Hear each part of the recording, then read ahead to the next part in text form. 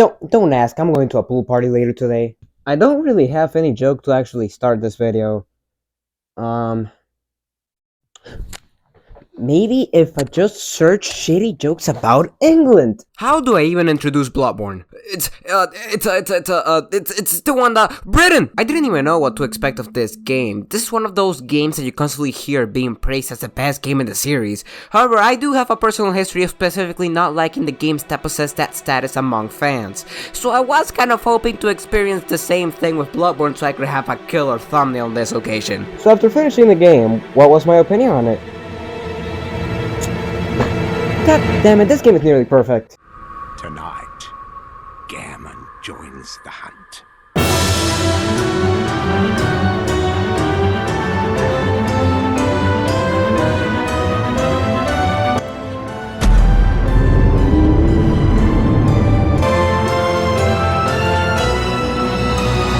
Bloodborne is a pretty big departure from the standard setting of the Dark Souls series, as this game decides to go for a gothic horror aesthetic instead of the usual dark fantasy, and you know what? I think that's nice. Variety is always a great thing. We're one step closer to the cyberpunk Souls game with an AK-47. You see people with guns, weird snake guys, werewolves, fat guys, pigs, eldritch horrors beyond human comprehension that will literally drive you to the brink of insanity, which will lead you to your demise.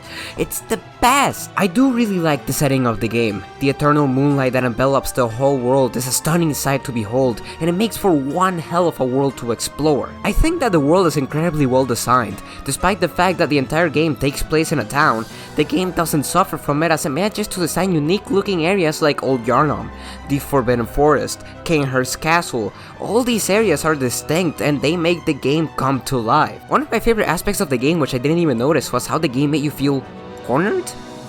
In a weird way, the game takes place in broad moonlight. You're outside for most of the game, but the world feels oppressive and closed. The architecture is all just like so squeezed together. In many areas feel like you're trapped, even when in a lot of them, all it takes is to look up just once to realize that the world is still right there. The moon is simply staring at you, almost as if the moon is an entity all of its own. You know, lighting can change a lot of stuff. For example, if you were to just look at my green screen without any other context, you may assume, damn, this guy's in a torture chamber. However, if you zoom out the camera just a little bit, maybe position the camera better, you may just realize that no, my room is just tiny. End of story. Out of all the Souls games that I've played, I think that this one has one of, if not the best designed world of the series. I just think that they nailed so many aspects, and I think that if I wanted to show people the best example of environmental storytelling, I would probably use this game as that example. It simply is that good. But quick question, is the game actually difficult? We are so bad! So what Bloodborne tries to do is to take the formula of the Souls series and try to make it faster while still keeping many of the elements that make a Souls game a Souls game. Your goal in Bloodborne was, okay,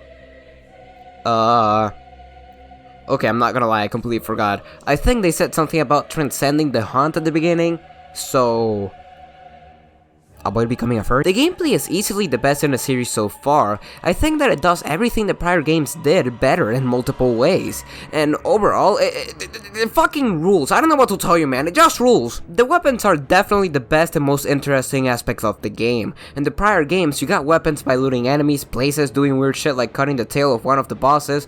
You can find weapons easily and they will be available in like every corner of the map. Bloodborne only has 26 weapons, but what they do with those weapons makes them much more interesting than the majority of the weapons in the Souls series as a whole. Taking advantage of the technology and display in this world, the game essentially makes a 2-for-1 with the weapons, as when pressing the magical button known as L1, your weapon will suddenly become a completely different thing. You have a saw, it becomes a spear. You have a sword, it becomes a hammer. You have another sword, it becomes a greatsword. The variety in these weapons is fascinating, while the amount of weapons in Souls is way bigger. I mean way bigger.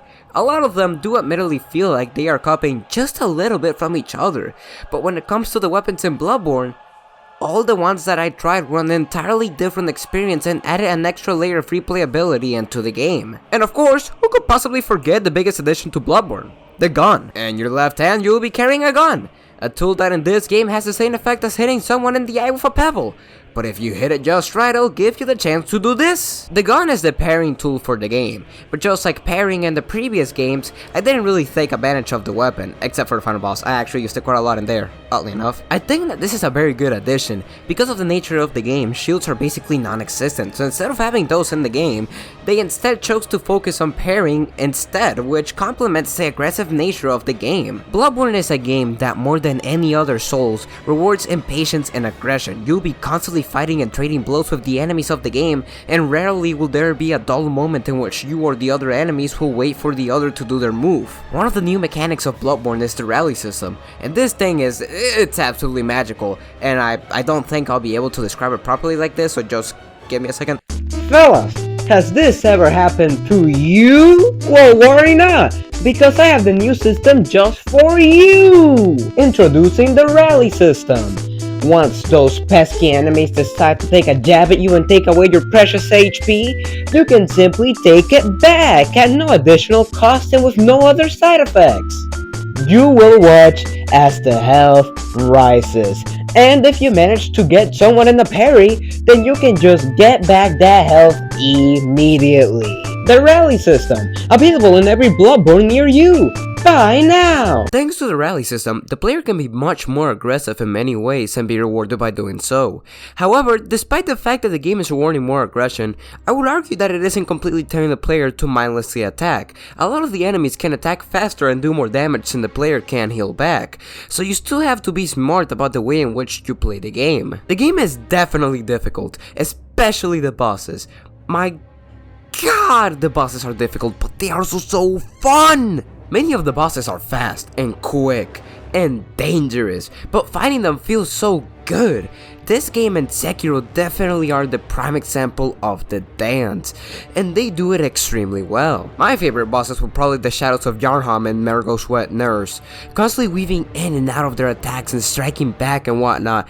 I think that these were some of the bosses that took me the least amount of tries, but they were also the bosses with the most fun patterns to learn, which made those few tries extremely memorable. In general, I would say that Bloodborne in my opinion has the better bosses when compared to 1 and 2. With all the bosses that I played, I think that there were only 2 that made me mauled, and those 2 were easily Rom and the Host of the Nightmare. Rom is a bitch, honestly. The boss fight isn't even hard, it's just kind of boring. You have to kill the spiders as Rom first, and it isn't all too fun. The Host of the Nightmare is really frustrating, because the bastard forces you to chase him to a corner where you beat his ass and can't do anything, but there is just a slight chance that he unleashes a spell that I swear just one shot at me every single time without exception, and like, what am I doing wrong here?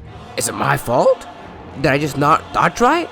Did I have to get good? When I did beat him, he didn't even use the motherfucking spell, so I don't know, this fight was shit and I didn't like it at all. That's not the only thing that I really disliked about the game. The grinding in the game could get absolutely obnoxious. So here's the thing. The healing items in prior games were permanent, as they would be refilled upon getting to a bonfire, but in Bloodborne the healing items are all equivalent to the standard items, so once you use the item, it will be consumed, and if you wanted to get those blood vials back, then you would have to buy the item at the shop. Listen.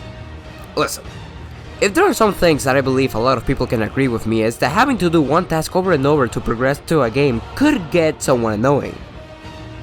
Can you guess how I feel about this? Having to go back to another area just to kill the same 5 enemies like 7 different times because you died in a boss fight, like, I don't think that's the most fun thing. Maybe that's just me, I don't know, but I didn't like it, and it is the reason of why I don't consider this my favorite Souls game. It truly got annoying. You may think it's a small thing, but the amount of times that you may have to do it definitely adds up, because unless you're literally the definition of the phrase, I am that guy, then there's a very small chance that you'll beat most of these bosses in the first try. Grinding sucks in any game, but it especially sucks here because of how punishing it feels. Oh? You're having a difficult time against these bosses? Fuck off, go waste 10 to 30 minutes of your time just to have another fair shot at this boss. Huh? The only reason I'm not bringing up the fact that you also need to grind for the bullets is that I didn't use the bullets for 80% of the game, but that's just my experience. Other people probably had to go on multiple grinding marathons to compete against these bosses, and I think that this is Bloodborne's one and biggest weakness. Apart from the camera could get really bad. Despite that one flaw, I think that Bloodborne is it's still basically a masterpiece in every conceivable way, from the fast frenetic gameplay to the beautiful and haunting world, to the graphics and to the music, which I forgot to mention. Nearly every aspect of Bloodborne speaks Souls gameplay. It was so good that people started referring to the Dark Souls series and any game with similar gameplay loops as Soulsborne, when there is one born compared to the 4 souls and the ring on it. Bloodborne is a game that I think goes without saying. I think it is absolutely fantastic in every way, and you should absolutely play it if you haven't, and replay it if you have, I don't care. Well, that's all the time that I have for today. I'm just a random stranger you met on the internet, but hey, just call me Pseudo.